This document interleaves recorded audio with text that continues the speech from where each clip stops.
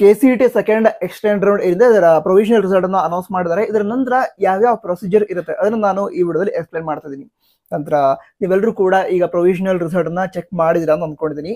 ನಿಮಗೆ ಬೇಕಾಗಿರುವಂತಹ ಕಾಲೇಜ್ ಅಥವಾ ನಿಮಗೆ ಕಾಲೇಜ್ ಅಲಾಟ್ ಆಗಿದೆ ಅದನ್ನ ಕಮೆಂಟ್ ಬಾಕ್ಸ್ ತಿಳಿಸಿ. ಈಗ ವಿಷಯ ತಿಳ್ಕೊಳ್ತಾ ಹೋಗೋದಾದ್ರೆ ಇದು ಪ್ರೊವಿಷನಲ್ ರಿಸಲ್ಟ್ ಆಗಿರುತ್ತೆ. ಪ್ರೊವಿಷನಲ್ ರಿಸಲ್ಟ್ ಏನಿದೆ ಅದರ ಆಧಾರದ ಮೇಲೆ ಅಡ್ಮಿಷನ್ ಮಾಡ್ಕೊಳ್ಳೋದಕ್ಕಾಗಲ್ಲ.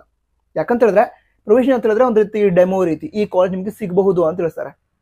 ಇದರ ನಂತರ ಫೈನಲ್ ರಿಸಲ್ಟ್ ಬರುತ್ತೆ. ಫೈನಲ್ ರಿಸಲ್ಟ್ ಏನಿದೆ ಅದು ನಾಳೆನೇ ಬರುತ್ತೆ ಅಂತ ಹೇಳಿದ್ರೆ ಅಕ್ಟೋಬರ್ 8ನೇ ತಾರೀಕಿನ ಮಧ್ಯಾಹ್ನ 4 ಗಂಟೆಯ ನಂತರ ಫೈನಲ್ ರಿಸಲ್ಟ್ ಬರುತ್ತೆ ಅಂತ ಹೇಳಿದ್ದಾರೆ. ನಂತರ ಒಂದು ವಿಷಯ ಹೇಳೋದಾದ್ರೆ ಈ ಪ್ರೊವಿಷನಲ್ ರಿಸಲ್ಟ್ ಅಲ್ಲಿ ಯಾವ ಕಾಲೇಜ್ ಅಲಾಟ್ ಆಗಿದೆಯೋ 99% ಅದೇ ಕಾಲೇಜ್ ಮುಂದೆ ಫೈನಲ್ ರಿಸಲ್ಟ್ ಅಲ್ಲೂ ಕೂಡ ಅಲಾಟ್ ಆಗುವಂತಹ ಚಾನ್ಸಸ್ ಇರುತ್ತೆ.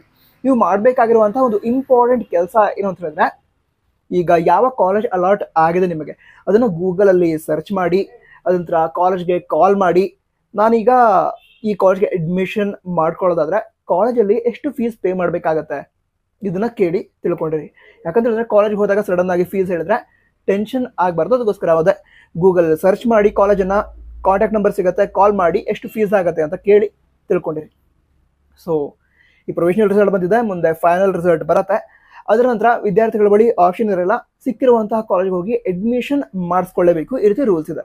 ಸೊ ಸೀಟ್ ಅಲಾಟ್ಮೆಂಟ್ ಆದಮೇಲೆ ಫೀಸನ್ನು ಪೇ ಮಾಡೋದಕ್ಕೆ ಆಪ್ಷನ್ ಕೊಡ್ತಾರೆ ವಿದ್ಯಾರ್ಥಿಗಳು. ಅಂದರೆ ನೀವು ಫೀಸನ್ನು ಪೇ ಮಾಡಬೇಕು ಕಾಲೇಜ್ಗೆ. ಅದರ ನಂತರ ಈ ಅಡ್ಮಿಷನ್ ಆರ್ಡರ್ ಅಂತ ಕೊಡ್ತಾರೆ. ಸೊ ಆ ಅಡ್ಮಿಷನ್ ಆರ್ಡರ್ ಏನಿದೆ ಅದನ್ನು ಡೌನ್ಲೋಡ್ ಮಾಡ್ಕೋಬೇಕು. ಡೌನ್ಲೋಡ್ ಮಾಡ್ಕೊಂಡ ನಂತರ ಎಲ್ಲ ಡಾಕ್ಯುಮೆಂಟ್ಸ್ ಏನಿರುತ್ತೆ ಒರಿಜಿನಲ್ ಡಾಕ್ಯುಮೆಂಟ್ಸ್, ಎಲ್ಲ ಒರಿಜಿನಲ್ ಡಾಕ್ಯುಮೆಂಟ್ಸ್ ಮತ್ತು ಅವುಗಳ 2 ಸೆಟ್ ಜೆರಾಕ್ಸ್ ಕಾಪೀಸ್ ಅವುಗಳನ್ನು ತೆಗೆದುಕೊಂಡು ನಿಮಗೆ ಅಲಾಟ್ ಆಗಿರುವಂಥ ಕಾಲೇಜ್ ಏನಿದೆ ಅಲ್ಲಿ ಹೋಗಿ ರಿಪೋರ್ಟಿಂಗ್ ಮಾಡ್ಕೊಳ್ಬೇಕು.